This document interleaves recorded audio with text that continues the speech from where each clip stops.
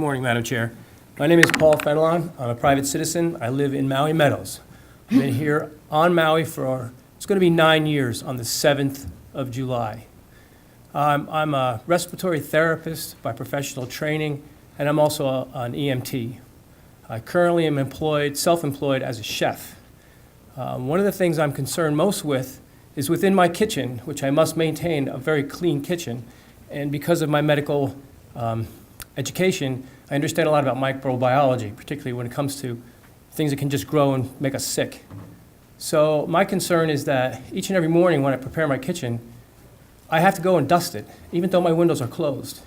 And I'm wondering how this is getting in. I know there's not insulation. I lived in states like Colorado and Vermont where it's very important to have insulation, and we don't have it. And up in Maui Meadows, we get to do without air conditioning, so it's not something that's blowing in from my internal system. It's the drift that I'm getting that's coming from the prevailing trade winds, that's coming from the east.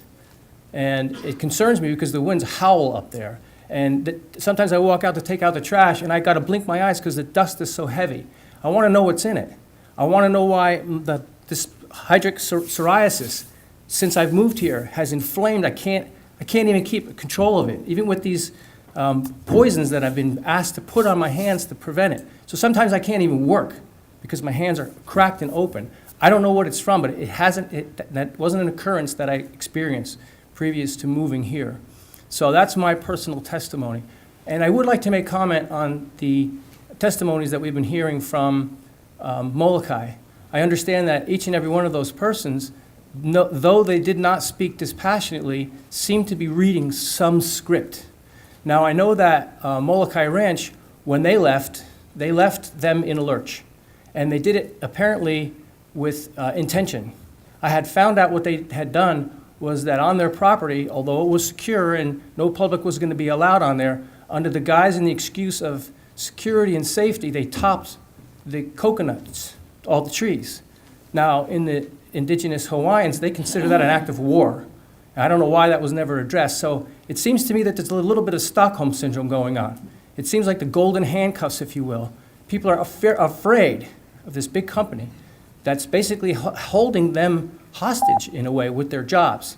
So my concern is that if we don't discuss this and it's tabled or it's just glanced over, we're going to miss an opportunity. The whole entire world watches every press release that comes out of here. So the decisions that are being made here in your chamber are going to affect the entire planet.